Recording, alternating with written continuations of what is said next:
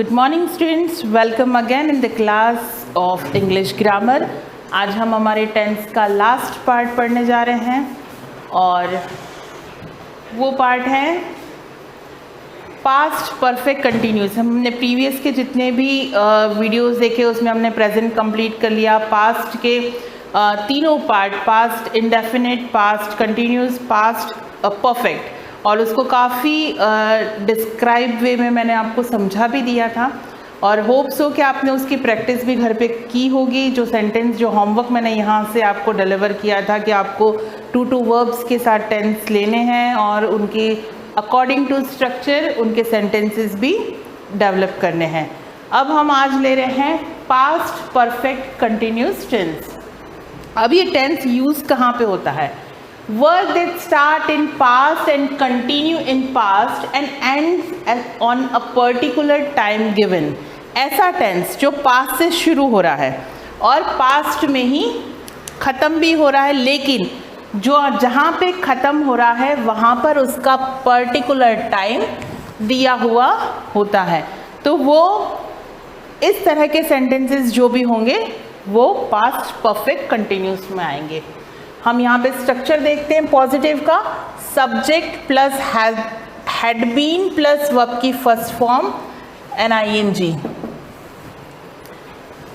Object for and since and time. For and since ये word हम पहले भी प्रेजेंट परफेक्ट कंटिन्यूस में पढ़ चुके हैं। डिस्क्राइब वे में फिर से मैंने यहाँ पे मेंशन किया है, since a point of time, for a period of time. तो यहाँ पर मैंने डिस्क्राइब वैसे भी कर दिया था। हम लोग एग्जाम्पल देख लेते हैं। He had been studying for 2 hours। वो 2 hours से पढ़ रहा था। I had been sitting in the park since yesterday night. मैं कल रात से पार्क में बैठा हुआ था। तो ये जितने भी डिस्क्राइबिंग फॉर और सिंस का भी मैंने आपको डिफाइन कर दिया था। फॉर पीरियड ऑफ टाइम, यहाँ पर फिक्स टाइम है, हमें आइडिया है कि कब कहाँ पे एक फिक्स पर्टिकुलर टाइम हमें डिस्क्राइब हो रहा है। अब हम दूसरा, in this type of sentence with since और for also given a clause. अब इन फॉर और सिंस के अलावा एक क्लॉज ऐड होता है। क्लॉज क्या होगा? क्लॉज कैसे ऐड होगा? जैसा कि हमने पास्ट परफेक्ट टेंस में हमने पढ़ा था ना कि बिफोर और आफ्टर, यानी कि 2 टेंसेस का हम साथ में यूज़ कर रहे हैं। जहाँ पर बिफोर आ रहा है उसके बाद की जो रेस्ट ऑफ सेंटेंस, जो सेकंड एक्टिविटी हो रही है हमारी, उसमें हम वर्ब की सेकंड फॉर्म यूज़ कर रहे हैं, और जो फर्स्ट वर्क हमारा कंप्लीट हो रहा है उसमें हम हैड प्लस वर्ब की थर्ड फॉर्म यूज़ कर रहे हैं। तो यहाँ उसको जो एक सेकंड पार्ट ऐड होता है उसको हम क्लॉज कहते हैं। यहाँ पर भी एक क्लॉज ऐड हो रहा है, व्हेन ही केम, जब वो आया। I had been watching TV for 2 hours। मैं उस टाइम पर जब वो आया तब मैं 2 घंटे से TV देख रहा था। Now negative sentence. Negative sentence में मैंने पूरा स्ट्रक्चर नहीं लिखा है, सिर्फ मेंशन कर दिया है कि हैड नॉट बीन यूज़ होगा, वर्ब की first form and then ING।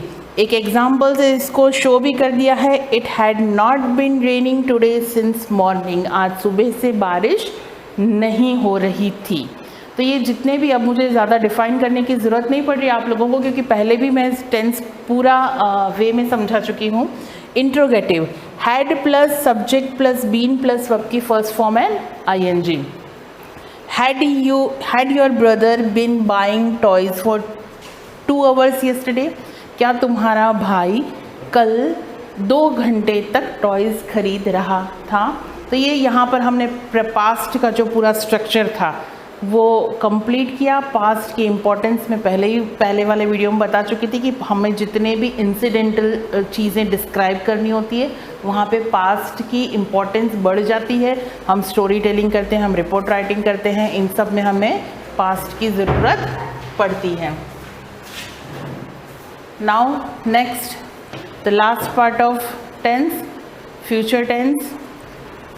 Future, जैसा कि हमने प्रेजेंट में पढ़ा था कि एक हिंदी वर्जन जो रहा था, रही थी, रहे थे, या पास्ट जिसमें रहा था, जो था वर्ड होगा। अब यहाँ पर इसको कैच करने के लिए जो एक सिंपल सा वर्जन है कि होगा, फ्यूचर यानी कि जो आने वाले टाइम में होने वाला है, जो आगे फ्यूचर में होगा, इस टाइप के सेंटेंसेस जो होंगे वो फ्यूचर टेंस में आएंगे। फ्यूचर टेंस में हेल्पिंग वर्ब जो होगी वो विल और शैल लगेगा।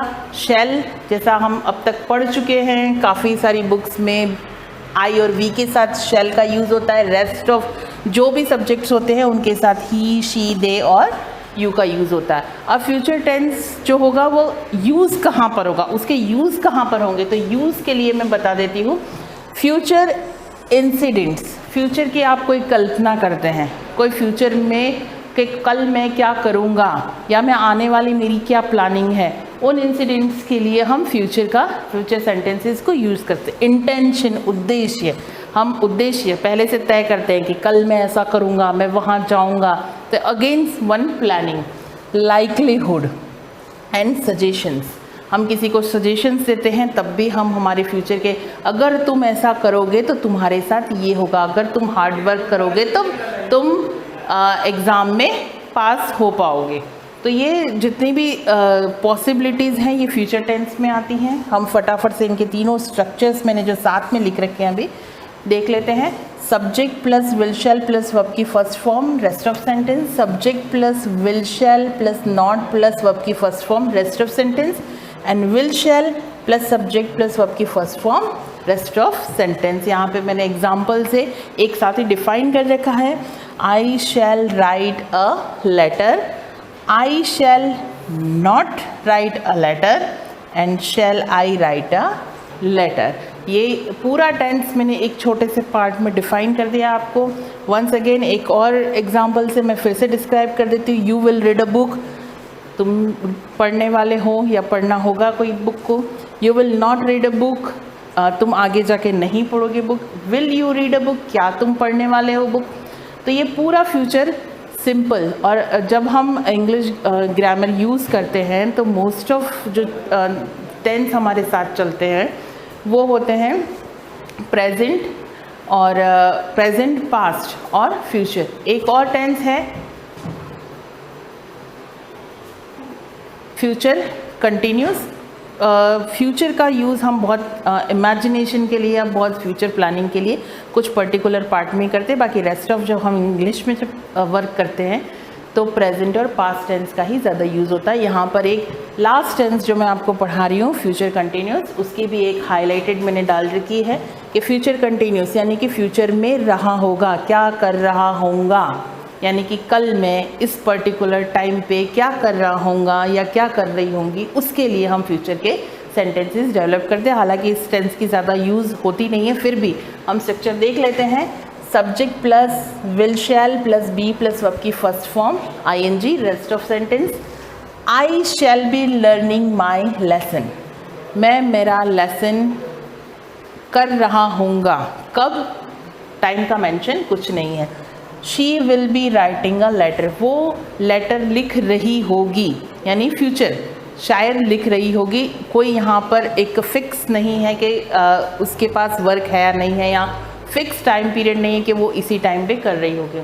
Negative the same process, subject plus will shall plus not, be plus verb की first form. I shall not be reading in the class, they will not be teaching the boys. Interrogative will shall सबसे पहले, जैसा हम हमेशा ही करते हैं, subject plus be plus verb की first form ING. Will he be learning his lesson, क्या वो अपना लेसन लर्न कर रहा होगा। शैल आई be going to my village on foot, क्या मैं अपने पैरों पर अपने विलेज जाऊंगा। तो ये यहाँ पर हमने सारे टेंस हमारे ख़त्म कर लिए हैं। आपको वर्क में डेली यहाँ से दे रही हूँ कि आपको टू वर्ब्स के साथ में टेंस की प्रैक्टिस करनी है। और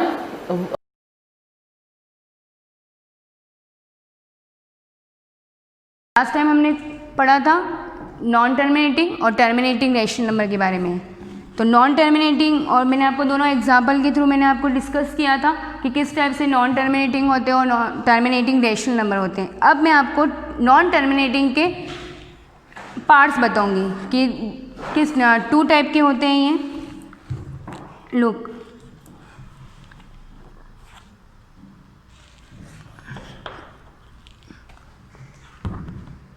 सबसे फर्स्ट इसमें रिप्रेजेंटेशन, नॉन टर्मिनेटिंग और टर्मिनेटिंग मैंने आपको उस दिन बताया था। इसमें रिप्रेजेंटेशन कैसे करते हैं। अब जो भी टर्मिनेटिंग हो ये दोनों डेसिमल में होते हैं, मैंने आपको डेसिमल एक्सपेंशन करके बताया था उसमें। तो अब उसको फिर से हमें रेशनल नंबर में कन्वर्ट कैसे करना है ये भी उसी के साथ मैं आपको बता दूंगी। तो सबसे फर्स्ट देखना representation of decimal number into the form of PQ। जो भी सिंपल डेसिमल नंबर है उसको आप रेशनल नंबर में कैसे कन्वर्ट करोगे। As a example topic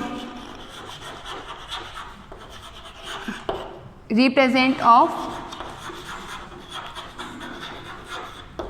decimal numbers into the form of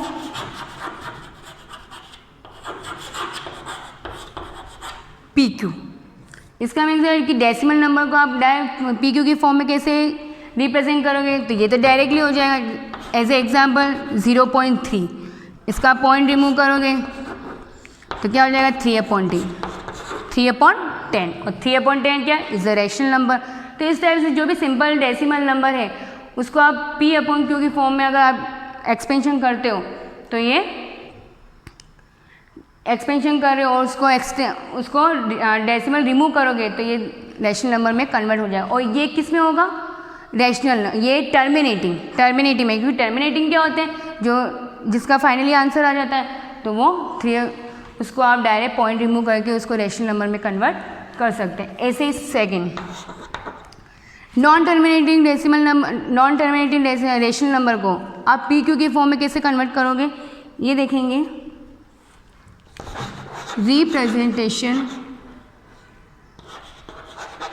represent of non terminating, ये टर्मिनेटिंग रेशनल नंबर को रिप्रेजेंट करना था। Non terminating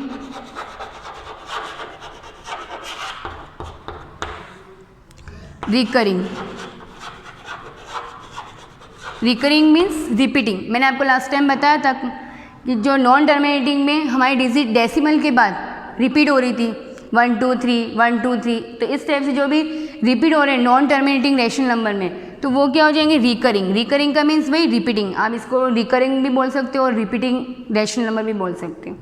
clear. Representation of non terminating recurring decimal in form of P/Q। इसको भी आप जैसे non terminating decimal को आप कैसे PQ की फॉर्म में आप इसको रिप्रेजेंट करोगे देखना।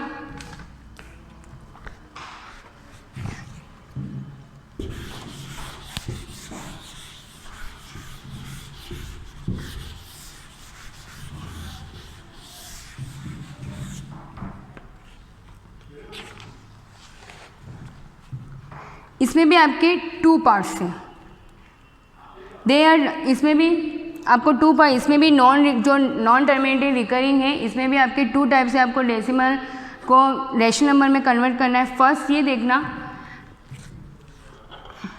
प्योर टर्मिनेटिंग,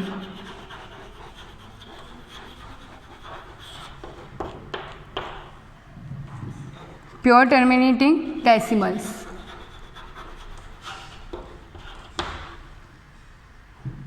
इसमें आपको ये देखना है कि 0 एज ए एग्जाम्पल मैं एग्जाम्पल के थ्रू ही समझा रही हूँ आपको। 0.3 0.13 नॉन टर्मिनेटिंग है तो बार तो आपको यूज़ करना ही है।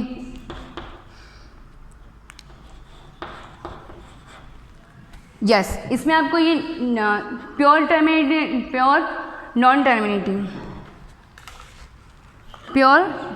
नॉन टर्मिनेटिंग डेसिमल क्या होंगे कि 0.3 0.13 0.358। इसमें आपको ये ध्यान रखना है कि डायरेक्ट डेसिमल के बाद ही डिजिट रिपीट होगी।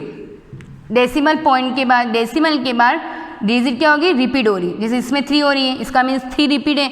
इसमें 13 पे 12 है तो इसका मीन्स 13 रिपीट है। इसमें 358 है तो इसमें 358 रिपीट हो रहा है। तो ये क्या हो गया, pure terminating decimal. Second, mix, mix recurring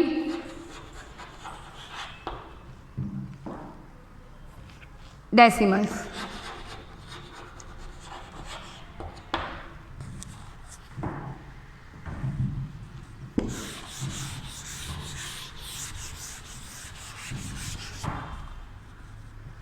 mix recurring decimal में देखना आप, इसमें एटलीस्ट डेसिमल के बाद 1 डिजिट के बाद डिजिट रिपीट होगी। एज ए एग्जाम्पल 2.26, 0.123 मीन्स क्या डिफरेंस देखना, इसमें डेसिमल के बाद डायरेक्ट रिपीट हो रही है डिजिट, और इसमें क्या हो रहा है, डेसिमल के बाद एक डिजिट छोड़कर उसके बाद डिजिट रिपीट हो रही है। इसका मीन्स यहाँ पर क्या हो रहा है कि यहाँ पर 6 रिपीट हो रहा है, इसमें 2 3 पर 12 है तो इसका मीन 2 3 2 3 इस टाइप से रिपीट हो रहा है। तो ये टू टाइप के आपके हैं नॉन टर्मिनेटिंग डेसिमल्स, प्योर और मिक्स्ड। अब इसको आपको रिप्रेजेंट कैसे करना है, इसको जैसे ये दे रखा है, अब इसको आपको रेशनल नंबर में फिर से कैसे कन्वर्ट करना है ये मैं आपको बताऊंगी।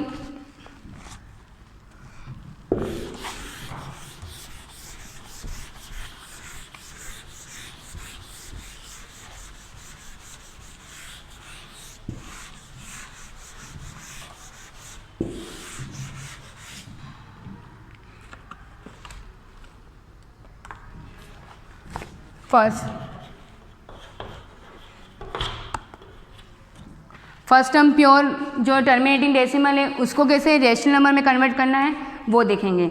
ऐसे एग्जांपल ले लिया,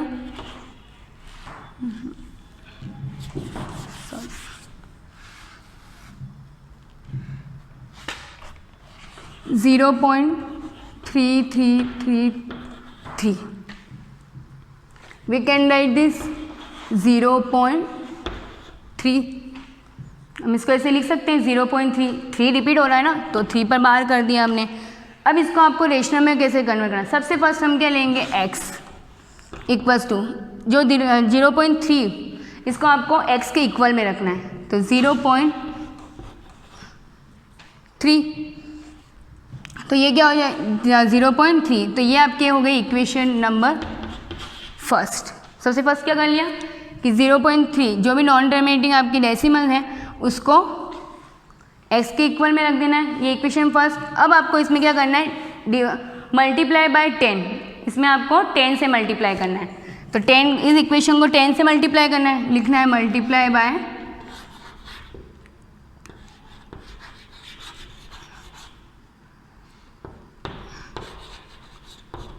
मल्टीप्लाई बाय 10। अब 10 से कैसे मल्टीप्लाई करेंगे 10x इक्वल्स टू 0.3 को अगर आप मल्टीप्लाई करते हो 10 से तो आंसर क्या आएगा 3.3। पॉइंट यहाँ शिफ्ट हो जाएगा इंटू 10 और 3 रिपीट हो रहा है तो हम 3.3 लिख सकते हैं ना कि 3 रिपीट हो रहा है तो हम कितनी बार भी इसको 3 लिख सकते हैं तो 3.3। तो ये आपके हो गए इक्वेशन नंबर 2, इक्वेशन नंबर 2 हो गई। अब क्या करना है आपको इक्वेशन 2 में से 1 को माइनस करना है, सब्ट्रैक्ट इक्वेशन 1 फ्रॉम इक्वेशन 2। इसका मीन्स ये हो रहा है कि इक्वेशन 2 में से आपको 1 को माइनस करना है तो अरेंज कर दो आप 10x equals to 3.3 x equals to 0.3। Column method है सब्ट्रैक्ट है, आपको पता है कि साइन चेंज हो जाएंगे तो ये माइनस का हो जाएगा और ये भी माइनस का हो जाएगा तो यहाँ 3 में से 3 माइनस करोगे तो 0 और यहाँ 3 पॉइंट और यहाँ इक्वल में क्या आ जाएगा 9x we can write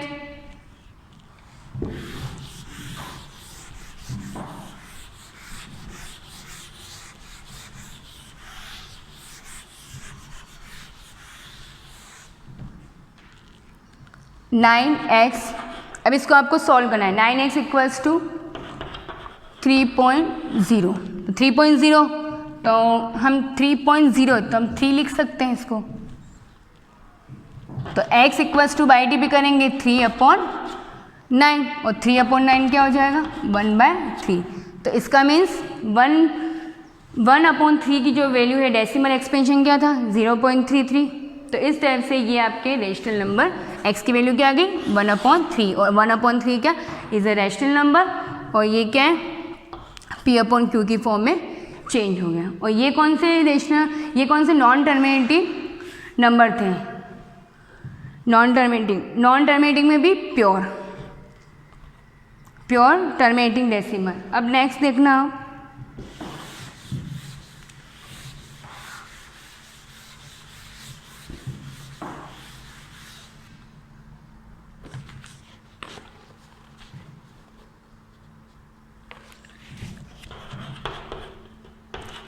example 2 1.27 इसको आपको करना है। अब 1.27 अब यहाँ पर डबल डिजिट आ गई, मैंने आपको पहले सिंगल डिजिट का बताया था, अब यहाँ पर डबल डिजिट पर बार है। इसको आप पी क्यू की फॉर्म में कैसे रिप्रेजेंट करोगे, तो सेम वही मेथड है। अब इसमें ये देखना, इसमें थोड़ा डिफरेंट आएगा। इसमें आपको क्या करना है 2 डिजिट है, तो हमने पहले किससे मल्टीप्लाई किया था 10 से जब सिंगल डिजिट थी। अब यहाँ पर डबल डिजिट पर बार आ रहा है, तो इसका मीन्स आपको यहाँ पर 100 से मल्टीप्लाई करना है। किससे मल्टीप्लाई करना है 100 से। तो यस, सबसे फर्स्ट वही इसकी वैल्यू को हम x के इक्वल में रखेंगे 1.27। Equation number first multiply by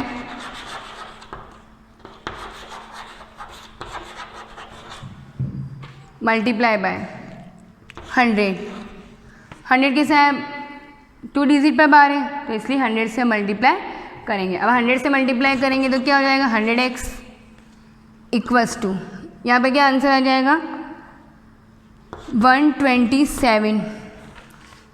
point यहाँ शिफ्ट हो जाए 1.27 को अगर आप 100 से मल्टीप्लाई करते हैं तो 120.27। अब इसमें मैंने यहाँ पे पॉइंट के बाद 27 क्यों लिखा, क्योंकि हमारी जो रिपीट हो रही वही डिजिट आएगी, 1 थोड़ा आएगा, 27 रिपीट हो रहा है तो 127.27। क्लियर। और ये हो गई आपके इक्वेशन नंबर 2। क्लियर यहाँ तक। देन वही फिर से इक्वेशन फर्स्ट को इक्वेशन सेकंड में से आपको माइनस करना है, तो subtract from equation first subtract equation first from equation 2। Same equation first को फ्रॉम इक्वेशन 2 में आपको इसको माइनस करना है, तो माइनस कर लेते हैं 100x इक्वल्स टू 127.27, इसको एज इट इज़ लिख दिया। देन x इक्वल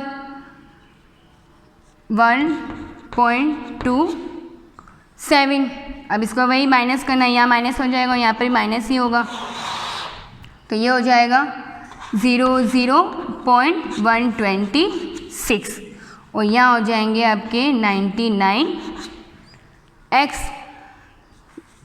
अब नेक्स्ट पाई भी कर देंगे।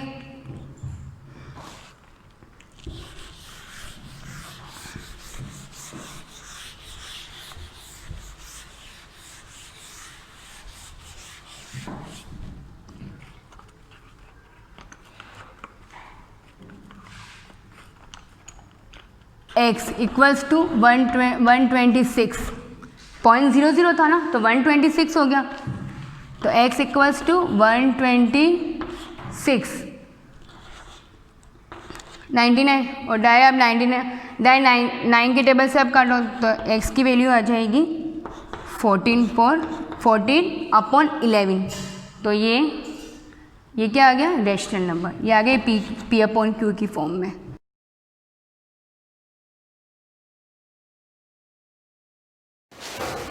Good morning class. Lesson first ही हमारा कंटिन्यू चल ही रहा है, मैटर्स इन अवर सराउंडिंग। उसमें लास्ट देखा था हमने कि सॉलिड, लिक्विड और गैस तीनों स्टेट इंटरचेंज यानी एक दूसरे में कैसे चेंज हो जाती है। मैंने उसका ट्राइंगल शेप में लास्ट टाइम छोड़ा था लास्ट क्लास में, कि ट्राइंगुलर शेप में कि solid to liquid, liquid to gas, वापस gas to solid, solid to liquid, liquid to solid कैसे कन्वर्ट होता है, ये सब चीज़ें हमने देख रखी थी। अब आगे एक प्रोसेस पढ़ेंगे हम, इवापोरेशन एंड नेक्स्ट ले लेते हैं यहाँ पे इवापोरेशन। आपकी बुक में दे रखा है ये टॉपिक, जहाँ पे वो ट्राइंगुलर शेप वाला वो खत्म हो रहा है, interchange into solid liquid gas, वहाँ से ये शुरू हो रहा है ये topic evaporation. The drying of wet clothes in the sun is a typical example of evaporation. सबसे लोएस्ट एग्जाम्पल दिया है, सबसे ईजीएस्ट एग्जाम्पल दिया है आपको समझाने के लिए। Drying of wet cloth in the sun, आप देखते हो सनलाइट में आप जब वेट क्लॉथ को, गीले कपड़ों को सुखाते हो तो वो सूख जाते हैं, ड्राई हो जाते हैं। Is a typical example of evaporation. Evaporation meaning समझते हो आप, वाटर वेपर, पानी, वाटर का जो वाटर ड्रॉपलेट्स होती है वो वेपर के रूप में या स्टीम के रूप में हाई टेम्परेचर के दौरान वो क्या हो जाता है, इवापोरेट हो जाता है। The process in which a liquid changes into vapor at temperature below its boiling point is called evaporation. Temperature कम है लेकिन वो पानी क्या हो रहा है, जो कि लिक्विड फॉर्म में था वो वेपर फॉर्म में हो गया, यानी स्टीम या भाप या गैस फॉर्म में हो गया और वो उड़ के चला गया, तो उसको बोलते हैं evaporation.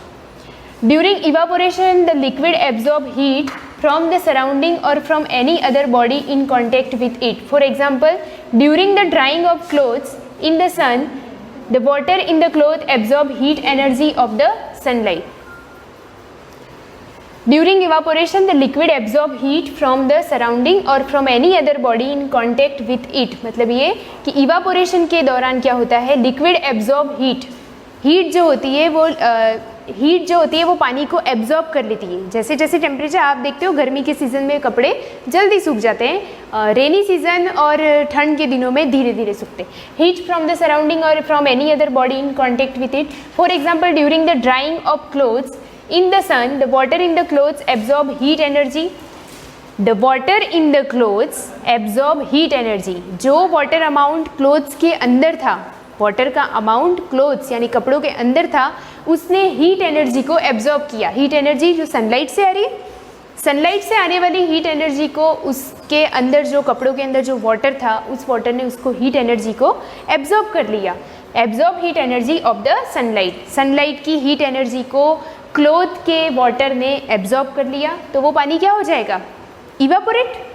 The main points of difference between evaporation and vaporization are given in table. यहाँ टेबल दे रखी है, इस टेबल की हेल्प से हम समझ सकते हैं कि इवापोरेशन और वेपोराइजेशन दोनों सिमिलर है, पर फिर भी इनमें क्या डिफरेंस है आप समझ जाओ। इवापोरेशन वही चीज़ है, वेपोराइजेशन भी सेम है। आपको अभी तक सेम लगता आ रहा था, पर अब 9th में अब पढ़ोगे कि इसका डिफरेंस क्या है, इन दोनों में क्या सिमिलरिटी नहीं, डिससिमिलरिटी क्या है, एक जैसा होने के बावजूद भी इनमें अंतर क्या है, डिफरेंस क्या है। Evaporation take place at all temperature, the temperature may change during evaporation. Evaporation take place at all temperature. Evaporation हर टेम्परेचर पे हो सकता है, हर टेम्परेचर पे पानी जो है वो भाप बन के उठ जाएगा। The temperature may change during evaporation, यानी इवापोरेशन वाली प्रोसेस में आप टेम्परेचर को चेंज कर सकते हो या टेम्परेचर चेंज होता रहेगा, फिर भी इवापोरेशन कंटिन्यू चलने वाली प्रोसेस है।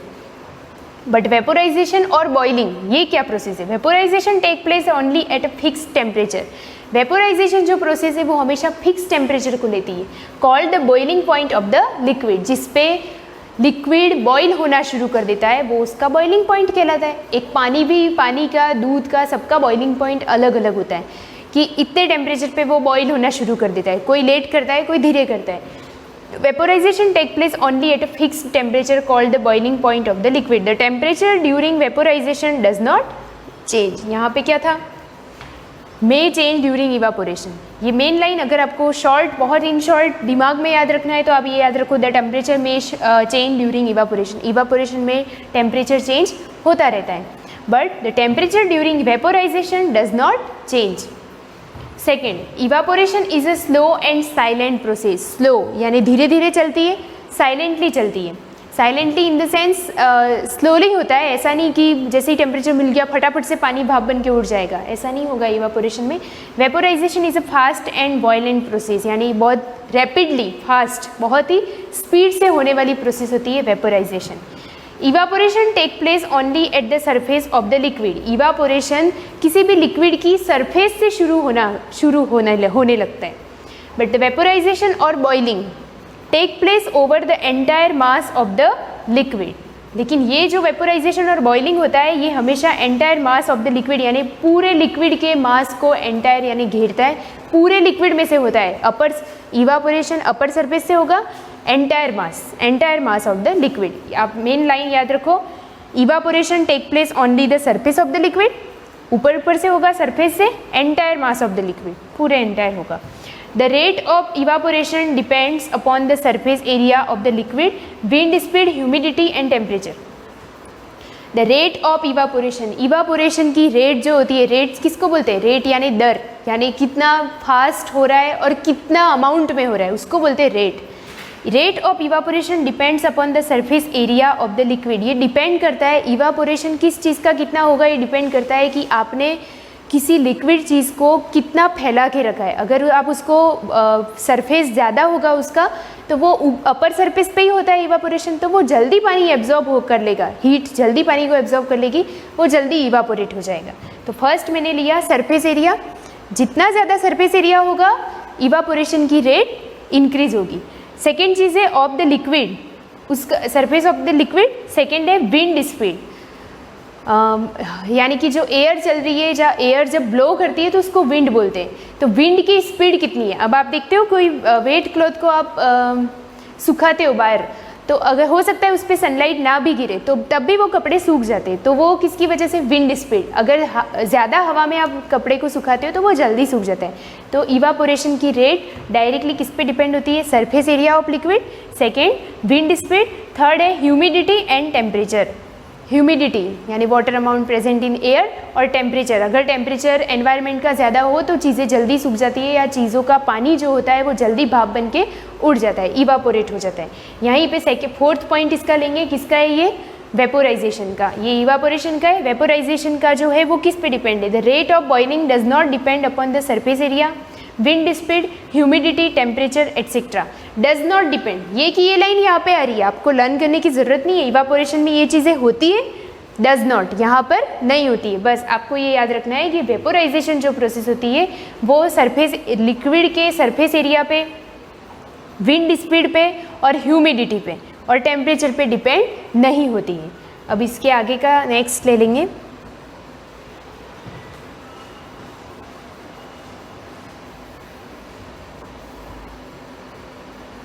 Factors of affecting evaporation. यहाँ पे आपको क्लियर नहीं दिख रहा है पिक्चर, तो इसके लिए आप अपनी बुक की हेल्प ले सकते हो। मैं यहाँ लाइन टू लाइन एक्सप्लेनेशन कर रही हूँ, आप बुक में से प्रॉपर तरीके से देख लेना। यहाँ लिखा है factors affecting evaporation, we perform an activity understand it. हम कौन कौन से फैक्टर्स है जो इवापोरेशन को अफेक्ट कर रहे हैं, उनके रेट को इंक्रीज कर रहे हैं या कम कर रहे हैं, तो उसके लिए ये सारे फैक्टर्स है। ये आगे जो ये फैक्टर्स दे रखे ये हम पढ़ेंगे। मैंने जैसे पहले पढ़ा अभी surface of area of liquid, second पढ़ा temperature, humidity, strength of inter particle forces, ये सब चीज़ें एक एक पढ़ेंगे। उससे पहले एक एक्टिविटी है जिससे आपको एक्टिविटी से जल्दी समझ में आता है। इससे पहले की जो एक्टिविटी है वो मैंने पढ़ा ही नहीं है, बट आप उसकी लैंग्वेज बहुत ईजी है। आप मैंने यहाँ जैसे स्लाइड में शो करके आपको एक्सप्लेन नहीं किया है, तो आप उसको ईजीली समझ सकते हो, समझ में आने जैसी है। पहले जो आपने 7th 8th तक पढ़ी है वही चीज़ वापस उसमें दे रखी है। Take 5 ml of water in a test tube and keep it near a window और under a fan.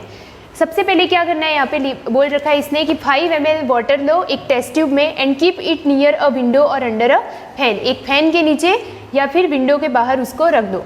Take 5 ml of water on an open china dish and keep it near a window और fan, ये first लिख दिया।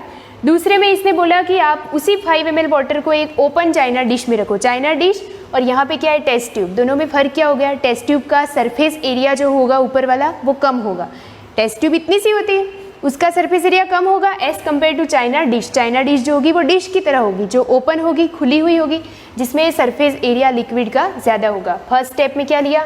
Test tube में water लिया, उसको रख दिया विंडो या अंडर अ फैन के नीचे रख दिया। सेकेंड में भी वही किया, लेकिन ओपन चाइना डिश में सेम 5 ml वाटर लिया और उस वाटर को नियर अ विंडो और अंडर अ फैन उसको पुट कर दिया।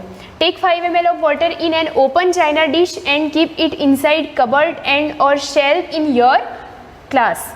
मतलब थर्ड में वही 5 ml वाटर ही लेना है, वही चीज़ करनी है, वही चाइना डिश में लेना है, लेकिन अब उसको हमने फैन या विंडो के साइड में नहीं रखा, हमने उसको रख दिया कबर्ड में। Record the room temperature. अब आपको ध्यान रखना है कि रूम का टेम्परेचर कितना है। रिकॉर्ड द टाइम और days taken for the evaporation. Evaporation में वो कितना टाइम लेता है आपको देखना चाहिए। आप ये एक्टिविटी के 3 पॉइंट देखने से ही आपके दिमाग में थोड़ा सा आ जाएगा कि सबसे पहले कौन सा पानी इवापोरेट होगा, टेस्ट ट्यूब वाला, ओपन चाइना डिश वाला, या ओपन चाइना डिश जिसको हमने रखा है कबर्ड में, कौन सा होगा, आपको थोड़ा सा आइडिया लगेगा। रिकॉर्ड द टाइम और days taken for the evaporation process in the above cases. Repeat the above 3 steps of activity on a rainy day and record your observation. अब ये वेदर पे भी डिपेंड करता है, टेम्परेचर पे, कि किस चीज़ को कितना आप टेम्परेचर दे रहे हो। यहाँ क्लियर नहीं दिख रहा है, मैं बुक में देख लेती हूँ। Room temperature, record the time और days taken for evaporation process in above cases. Repeat the above 3 steps of activity on a rainy day and record your observation. ये रहा। Next, what do you infer about the effect of temperature, surface area and wind velocity speed on evaporation. देखो यहाँ तीनों चीज़ें आ गई। Test tube में water लिया, उसको रख दिया, उसको फैन के नीचे रखा या विंडो के नीचे रखा। चाइना डिश में वाटर को लिया, उसको फैन के नीचे रखा या विंडो में रखा। चाइना डिश थर्ड स्टेप में लिया चाइना डिश, लेकिन उसको कबर्ड में रखा। तो अब क्या हो रहा है, हर जगह temperature, surface area of liquid और विंड स्पीड, किसी को फैन में रखा, किसी को कबर्ड में रखा, और नेक्स्ट को चाइना डिश को ओपन करके हमने कबर्ड में रखा, फैन में रखा, विंडो के पास रखा। सब जगह का टेम्परेचर जो है वो अलग होगा, सबकी विंड स्पीड अलग होगी और सबका सरफेस एरिया ऑफ लिक्विड भी अलग हो जाएगा। तो डेफिनेटली उसकी इवापोरेशन की रेट इंक्रीज या डिक्रीज होती जाएगी।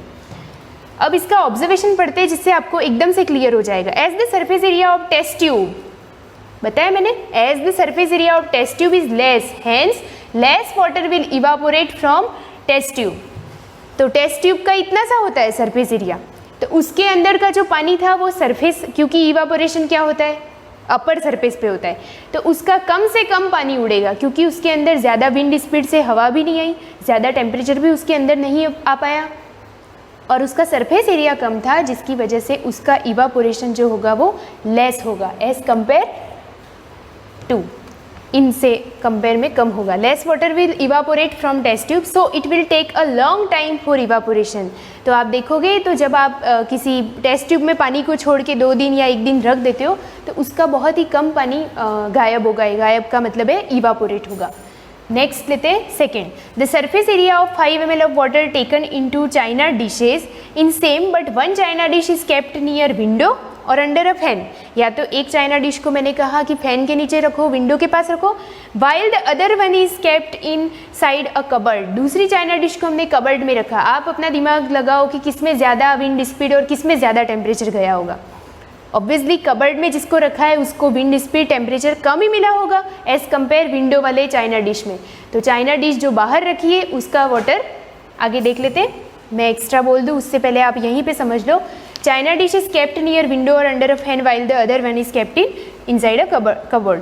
Here the water in china dish, जो चाइना डिश में जो वाटर रखा था which is placed near window, जो कि विंडो के पास रखी थी और under the fan, will evaporate more quickly than the water in one which is placed inside the cupboard.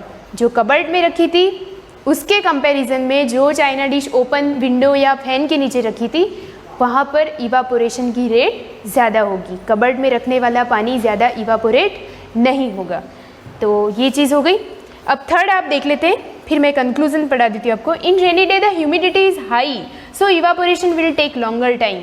आपने देखा होगा बारिश के दिनों में सबसे बेस्ट एग्जाम्पल है इन रेनी डे। मैं इसको आपको एक एग्जाम्पल देके समझा देती हूँ।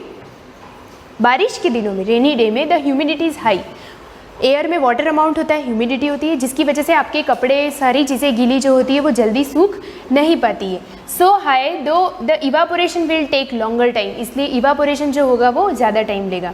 कंक्लूजन जो है the rate of evaporation depends upon the following factor. तो अब ये कंक्लूजन निकलता है कि इवापोरेशन की रेट किसकी वजह से अफेक्ट होती है या किस पे डायरेक्टली डिपेंड करती है। First, rate of evaporation increase the increasing the surface area. Test tube का एरिया कम था, चाइना डिश का ज़्यादा था। Rate of evaporation increase on the increasing the velocity of wind, हवा कितनी तेज़ चल रही है उस पर भी डिपेंड करता है कि इवापोरेशन ज़्यादा होगा या कम होगा। नेक्स्ट है the rate of evaporation decrease on the increasing the humidity of air. Rate of evaporation decrease यानी कम हो जाएगा। कब कम होगा? Increasing the humidity of air, जब एयर में ह्यूमिडिटी का अमाउंट बढ़ जाएगा। आई होप आपको अच्छे से समझ में आया होगा, और कोई क्यूरीज हो तो आप पूछ लेना, इसको रीड करना। Thank you.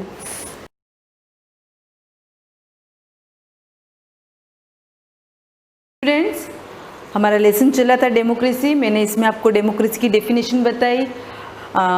Democracy means rule by the people. उसके अलावा मैंने आपको अब्राहम लिंकन की डेफिनेशन भी बताई। डेमोक्रेसी क्या होती है, उसके फीचर्स क्या होते हैं। सच्ची डेमोक्रेसी वही होती है जिसमें वो सारे फीचर्स, जो 6 फीचर्स मैंने आपको बताए थे, वो सारे फीचर्स जिस गवर्नमेंट के अंदर अवेलेबल होते हैं वही डेमोक्रेसी ट्रू डेमोक्रेसी कहलाती है, नहीं तो वो फेक डेमोक्रेसी कहलाती है। आज हम पढ़ेंगे वाई डेमोक्रेसी। डेमोक्रेसी की हमको ज़रूरत क्यों है, किन किन कारणों से हमको डेमोक्रेसी ही चाहिए। तो इसके लिए भी आपकी बुक में 5 पॉइंट्स दे रखे हैं, तो उसके बारे में बता रखा है क्या क्या करना पड़ता है, कौन कौन से शासन चलते हैं, कौन सी गवर्नमेंट बहुत अच्छी होती है, डेमोक्रेसी के अगेंस्ट में कौन से पॉइंट है, डेमोक्रेसी के लिए क्या क्या आर्ग्यूमेंट्स दे रखे हैं, वो अब हम सब पढ़ेंगे।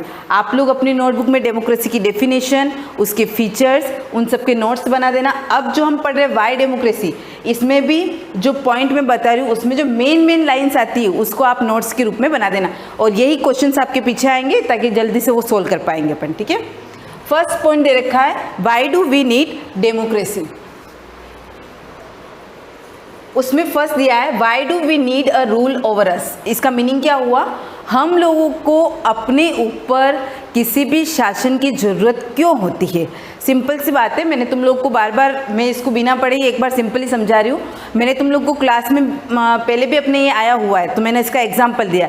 जैसे आप स्कूल में आते हो, स्कूल में आपके मेन जो हेड ऑफ डिपार्टमेंट होते हैं, प्रिंसिपल मैम है, प्रिंसिपल सर है, अगर वो नहीं होते हैं स्कूल में, और हमेशा नहीं होते, एक दिन नहीं होते तो हम लोगों को कोई बात नहीं, एक दिन छुट्टी पे चल जाएगा, लेकिन हमेशा से ऐसा नहीं होता है तो हम लोग क्या करते हैं, अपनी मनमानी करते हैं। जिस स्टूडेंट्स की इच्छा हुई वो स्कूल आया, जिसकी इच्छा हुई जब हुई वो आया, नहीं आया तो नहीं आया। किसी टीचर की क्लास अटेंड करनी है तो करेंगे, नहीं करनी है तो नहीं करेंगे।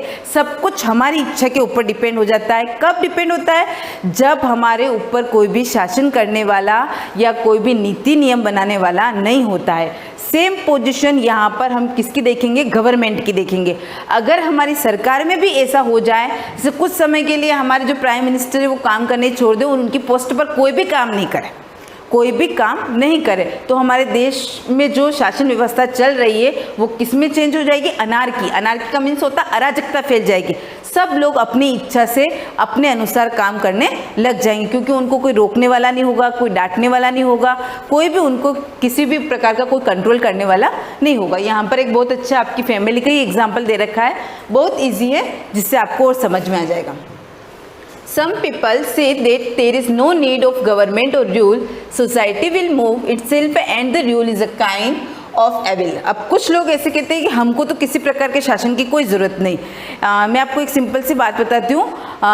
ऑलमोस्ट ऐसी फैमिलीज़, आप लोगों ने सोशियोलॉजी नहीं पढ़ी है, उसके अंदर आता है ऑलमोस्ट ऐसी फैमिलीज़ जिनके घर पर कोई हेड ऑफ डिपार्टमेंट नहीं होता है। अब हेड ऑफ कह सकते हैं, चाहे आपके फादर हो, मदर हो, ग्रैंड मदर हो, ग्रैंड फादर हो, कोई भी बड़ा जो घर पर कोई नीति नियम बनाने वाला नहीं होता है, तो उनकी जो फैमिली तो होती है, वो लोग भी काम करते, खाना खाते, सारा काम करते, लेकिन जो व्यवस्थित घर अपना चलता है, जिनमें मुखिया होता है और मुखिया के अकॉर्डिंग जो काम चलता है, वो वैसा काम उस फैमिली के अंदर नहीं होता है, क्योंकि उनके ऊपर कोई भी कंट्रोल करने वाला नहीं होता है। वो बच्चे अपनी इच्छा से सारे काम करते हैं, और ऐसी फैमिलीज़ में बहुत सारी बुराइयां भी फैल जाती है। तो यहाँ पर भी क्या दे रखा है, society will move itself and the rule is a kind of evil. Evils का मतलब क्या होता है, बहुत सारी बुराइयाँ फैल जाना। जहाँ पर शासन का कंट्रोल नहीं होगा वहाँ पर हमारे समाज में, हमारे देश में बहुत सारी बुराइयाँ फैल जाएगी। It hinder the freedom of human. Hinder का मीन्स होता है बाधा है। द फ्रीडम ऑफ ह्यूमन, मानव की जो स्वतंत्रता है उसमें बहुत सारी बाधाएं आने लग जाएगी। What do you think about this view, आप इस व्यू के बारे में क्या सोचते हैं? To understand the need of rule read this simple example. Suppose you are 4 members in your family. बहुत ईजी दे रखा है, यानी कि मुझे ट्रांसलेट करने की भी ज़रूरत नहीं है इसको। आप सोचिए कि आपकी फैमिली में 4 मेंबर्स है। आजकल तो यही होता है, सभी जने स्मॉल फैमिलीज ही होती है और ऑलमोस्ट फैमिलीज में 4 मेंबर्स ही होते हैं। Your mother, father, elder brother and you. Your father has bought 2 toys for his children, one for you and another for your elder brother. Simple सा दे रखा है। आपकी फैमिली में आप 4 मेंबर हो, आपकी मम्मी पापा, आपका बड़ा भाई और आप। आपके पापा आपके लिए 2 खिलौने लेके आते, एक आपके लिए, एक आपके बड़े भाई के लिए। You and your brother are happy to have their beautiful toys and begun to play. आप बहुत खुश हो जाते हैं। अब जब अपने को अपनी इच्छा के अनुसार कोई चीज़ मिलती है तो खुश होते हैं। आपके पापा आपके लिए चॉकलेट लेके आते हैं, टॉयज़ लेके आते हैं, या ऐसी कोई रिक्वायरमेंट की चीज़ जो आपको चाहिए, जब वो लेके आते हैं तो आप बहुत खुश हो जाते हैं। तो आप उसके साथ खेलना स्टार्ट कर देते हैं। आफ्टर 2 days, 2 दिनों के बाद, the toy of your brother gets damage. Damage का मतलब होता है खराब हो जाना या टूट जाना। And he snatched away your toy to play. Snatched का मतलब होता है खींचना। आपका भाई क्या करता है, आपके हाथ से खिलौना लेकर खेलना स्टार्ट कर देता है। You are not willing to give your toy to him but he is stronger than you and does not care about your feelings. अब क्या दे रखा है, you are not willing to give your toy him. आप उससे अपना खिलौना ले नहीं सकते। ही इज स्ट्रोंगर, क्योंकि वह शक्तिशाली है। Then and does not care about your feelings, और उसको तो आपकी फीलिंग्स कोई परवाह ही नहीं है कि मेरा छोटा भाई रो रहा है तो मैं वापस उसको दे देता हूँ कि इसका खिलौना है तो इसको खेलना देता हूँ, या फिर मैं शेयर कर लेता हूँ। ऐसी कोई फीलिंग्स भी नहीं है। Now you have no toy to play. अब आपके पास कोई खिलौना नहीं है। You are very sad and helpless. अब आप उदास भी हो जाते हैं और आपको ऐसे लगता है कि आपकी कोई मदद करने वाला भी नहीं है।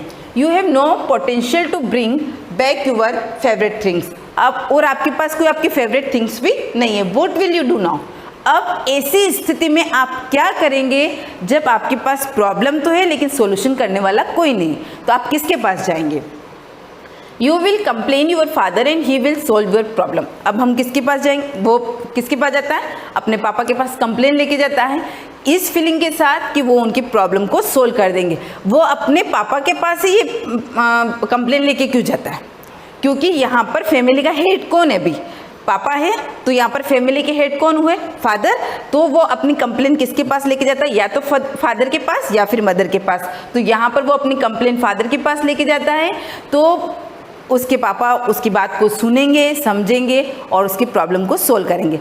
सेम पोजीशन हम ये का ये अपने लेवल पे रखते हैं। किस बेस पर? गवर्नमेंट के बेस पर, कि हमारी कोई प्रॉब्लम्स है तो हम उसको सोल्व करने के लिए किसको कहेंगे? हमने जो इलेक्ट करके रिप्रेजेंटेटिव भेजे हैं, हम अपनी जो भी प्रॉब्लम्स होगी उन लोगों तक सेंड करेंगे, और वो जो प्रॉब्लम्स है हमारे जो देश के बड़े बड़े मिनिस्टर जो होते हैं, जो कानून बनाते हैं, उन तक उस प्रॉब्लम को भेजेंगे और धीरे धीरे हमारी प्रॉब्लम सोल्व हो जाएगी। Is it not so? Rule is like our guardian that helps us in need. यानी कि यहाँ पर मदद करने वाले कौन है? हमारे गार्जियन से। उसी प्रकार से हमारे देश में हमारी हेल्प करने के लिए कौन है? हमारी गवर्नमेंट है। ये फर्स्ट पॉइंट हुआ, why do we need a rule over us. हमें हमारे ऊपर शासन की ज़रूरत क्यों होती है। अब नेक्स्ट पॉइंट दे रखा है, what are the kinds of rule. कुछ रूल्स ऐसे हैं जो हम लोगों ने 7th क्लास में पढ़े हुए हैं, 7th में भी आए हैं, 6th में भी आए हैं, और कुछ ऐसे हैं जो आपने कभी पढ़े ही नहीं हैं, बिल्कुल ही नए हैं आप लोगों के लिए, लेकिन बहुत इजी है जिसको हम आसानी से पढ़ सकते हैं। What are the kinds of rule, kind of government, या कह सकते हैं सरकार के प्रकार। कौन कौन सी प्रकार की सरकार चलती है? Since time immemorial, all human societies of the world have remained under a rule. It is because in human society the nature of all human is not same. क्या दे रखा है? Since time immemorial, all human society of the world have remained under a rule. सारे जो समाज है वो किसी न किसी शासन के अंदर रहते हैं, क्योंकि ये किसका हम लोगों का नेचर ऐसा बना हुआ है कि हम अकेले नहीं रह सकते हो और कुछ भी काम नहीं कर सकते हैं। जैसे हम लोगों ने पैलोलिथिक मेसोलिथिक एज पढ़े थे हिस्ट्री में, तो उसमें भी बताया था कि जो आदि मानव था वो ग्रुपिंग में रहता था, ऐसे अकेले नहीं रहते थे, और उनके ऊपर भी उस समय कोई ऐसा शासन करने वाला नहीं था, लेकिन वो आपस में एक दूसरे की बात मानते थे। यहाँ पर भी दे रखा है the nature of all humans is not same, their hobbies interest and ambition are not same. सबकी इच्छाएं, सबके इंटरेस्ट, एम्बिशन का मतलब होता है अपना लक्ष्य, सभी की अलग अलग होती है। इवन आप लोग फैमिली में अगर 4 मेंबर रहते हो, तो आप चारों मेंबर की जो इच्छाएं हैं, जो एम्बिशन है, वो भी क्या होते हैं, अलग अलग होते हैं। Some are gentle, few are mischievous. कुछ लोग तो क्या होते हैं, जेंटल का मतलब क्या कह सकते हैं, नम्र लोग, स्वभाव से बहुत अच्छे, और मिसएचीव का मतलब होता है दुष्ट। एज ए रिजल्ट इसका परिणाम क्या होता है, conflict arise and we need a rule to resolve them. इसके लिए हम लोगों को क्या करना पड़ेगा, हमारे ऊपर एक ऐसे शासन की अगर आवश्यकता है, या कह सकते हैं अगर हमको कोई कंट्रोल करने वाला होगा तो ये सारी जो प्रॉब्लम है वो सॉल्व हो जाएगी। Here we shall discuss the form of kinds of rules which are typically observed। अब कुछ रूल्स दे रखे हैं, गवर्नमेंट्स के टाइप दे रखे हैं, बहुत इजी है। आप लोग पेंसिल से पॉइंट्स की मीनिंग लिख लेना, आपको इजीली समझ में आ जाएगा। फर्स्ट दे रखा है अनार्की। मैंने अभी बताया था अनार्की का मीन्स होता है अराजकता। अराजकता मतलब कह सकते हैं कि जंगली लोग कैसे होते हैं, सब अपनी अपनी इच्छा से काम करते हैं, किसी को किसी से कोई लेना नहीं होता है, देना नहीं होता है। तो यहाँ पर भी यही है, a society having different locally self ruled settlement without a central governing body. दे रखा है without a central governing body, यानी कि किसी भी सरकार का या सेंट्रल गवर्नमेंट कह सकते हैं, उनके ऊपर उनका कोई भी शासन नहीं होता है, ऐसी सरकार को हम कहेंगे अनार्की। यहाँ पर एक एग्जाम्पल दे रखा है, following the outbreak of civil war in Somalia in 1991 it entered the state of anarchy. ये कहाँ का दे रखा है, सोमालिया का। यहाँ पर अनार्की कब आई थी, 1991। नेक्स्ट दे रखा है एरिस्टोक्रेसी। एरिस्टोक्रेसी का मीन्स होता है बहुत अच्छे लोगों की सरकार, जिनको बोलते हैं शिष्ट जन। इसका मीनिंग ये होता है शिष्ट जन, अ form of government in which wealthy nobles. Nobles का मतलब ऐसे तो अपने कवि आता है, लेकिन यहाँ पर बहुत बुद्धिमान लोग कह सकते हैं, और वेल्थी का मतलब वो होता है धनी, ऐसे नहीं पैसे वाले, जो दिमाग से भी बहुत अच्छे हों। आर गिवन पावर और those living in lower economic state. Example दे रखा है इसमें एनिशियंट ग्रीस, ठीक है। नेक्स्ट दे रखा है ब्यूरोक्रेसी। ब्यूरोक्रेसी का मीन्स होता है नौकरशाही। अब इसमें क्या होता है, a form of government in which government official enjoy power under the direction of dictator or democratic agency। Detector का मीन्स होता है तानाशाह, और डेमोक्रेटिक एजेंसी का मतलब मैंने आपको बताया था कोई ऐसी गवर्नमेंट जो चुनी तो किस रूप में है, डेमोक्रेटिक रूप में, लेकिन वहाँ पर जो पावर चलता है वो पर्टिकुलर कुछ ऑफिशियल लोग होते हैं, किन्हीं लोगों की सरकार एकदम, मतलब कह सकते हैं ना, जैसे कि कुछ लोग अपनी नौकरशाही स्थापित कर लेते हैं, उन्हीं लोगों का पावर चलता है, उन लोगों ने जो बोल दिया वही काम यहाँ पर करना पड़ता है। यहाँ पर क्लियरली लिख रखा है which government official enjoy power under the direction of detector. यहाँ पर डिटेक्टर जो भी डायरेक्शन देता है, जो भी रूल्स रेगुलेशन बनाता है, उसके अकॉर्डिंग काम करना पड़ता है। इसमें भी एग्जाम्पल दे रखा है आपको, इंग्लैंड ड्यूरिंग 18th सेंचुरी, अभी नहीं। नेक्स्ट है डेमोक्रेसी, जो आप बहुत अच्छे से जानते हैं, इस लेसन में हम डेमोक्रेसी ही पढ़ रहे हैं। A form of government in which the people are given a direct role in choosing their leadership. At present example दे रखा है जो अपने इंडिया और यूएसए दोनों में चलता है। मोनार्की पहले अपन पढ़ चुके हैं, जहाँ पर राजा या रानी का शासन चलता है। A form of rule in which absolute power and authority are held by a single member of a royal family। royal family means शाही परिवार, ठीक है। Which is called a king, जिसको हम क्या कहेंगे, राजा कहेंगे। ये कहाँ पर चलता है, Saudi Arabia, Morocco, Oman, Brunei, एक्सा about 45 nation in the world have this kind of government. कितने देशों में चलता है, 45 नेशंस में। नेक्स्ट है डिटेक्टरशिप। डिटेक्टरशिप का मतलब होता है तानाशाह, जो अपने कह सकते हैं कि मैंने तुम लोग को पाकिस्तान का बताया था, जब जनरल परवेज मुशर्रफ वहाँ का कह सकते हैं पीएम था, उस समय वहाँ पर ऐसी पोजीशन थी डिक्टेटरशिप वाली, यानी कि जो पीएम ने कह दिया है, जो हमारे राजा ने कह दिया है, वो हमको मानना ही मानना पड़ेगा, उसके आगे आप कुछ भी नहीं कर सकते, उनके अपोजिशन में आप लोग नहीं जा सकते हो। A form of government in which absolute power lies in the hands of a single person who become ruler either by his military power, दे रखा है military power means सैनिक शक्ति, or by any other means. Example, in 1919, General Pervez Musharraf overthrew the elected government of Pakistan and become the ruler. ये पूरी story अपने आगे आ गई थी पाकिस्तान की, वापस यहाँ पर एग्जाम्पल आपको बता रखा है। नेक्स्ट दे रखा है थ्योरोक्रेसी। थ्योरोक्रेसी का मीन्स होता है धर्मतंत्र। अब धर्मतंत्र में आप लोगों ने देखा होगा, बहुत ज़्यादा तो नहीं कह सकते, लेकिन कुछ देश ऐसे होते हैं जहाँ पर बड़े बड़े जो चर्च में जो लोग होते हैं, पादरी नाम आप लोगों ने सुना होगा, और चर्च भी आप लोगों ने पिक्चर्स में कहीं देखे होंगे, ठीक है। उनके जो मेन हेड होते पादरी, उन्होंने जो कह दिया, ये कौन करते हैं, जो बहुत ज़्यादा धर्म को फॉलो करते हैं, और जिन देशों में ऐसा शासन चलता आ रहा है कि धर्म के अनुसार ही ऐसा होता है, जो उनको मानते हैं, वहाँ पर ऐसा शासन चलता है। A form of government in which religious clergy occupies. Clergy का मतलब होता है पादरी। पादरी लोगों का यहाँ पर मेन रोल होता है, और रूलिंग पार्टी भी वही कहलाती है। एग्जाम्पल दे रखा है, Iran is a theoretic state in the world, यानी थियोरेटिक का मतलब वही धर्मतंत्र के अनुसार जो चलता है, वो कौन सा देश चलता है, ईरान चलता है। ये एग्जाम्पल आपने देख लिया। अब आप लोग क्या करोगे, नोटबुक में ये सारे जो पॉइंट है इनको अच्छे से लिख लेना, क्योंकि ये बाद में भी काम आएंगे, और 10th क्लास में भी ऐसे डेमोक्रेसी के चैप्टर भी आते हैं, तो ये आपके लिए बहुत यूजेबल है, और लिख भी लोगे, साथ साथ में लर्न भी हो जाएंगे, और क्वेश्चन आंसर भी बहुत फॉलो हो जाएंगे। अब नेक्स्ट पॉइंट दे रखा है, which rule is better than others. वैसे आप लोगों ने ये लेसन पढ़ा है तो आपको पता चल गया होगा कि कौन सी सरकार सबसे अच्छी होती है, फिर भी हम इसको कल वाले वीडियो में कंटिन्यू करेंगे। Thank you.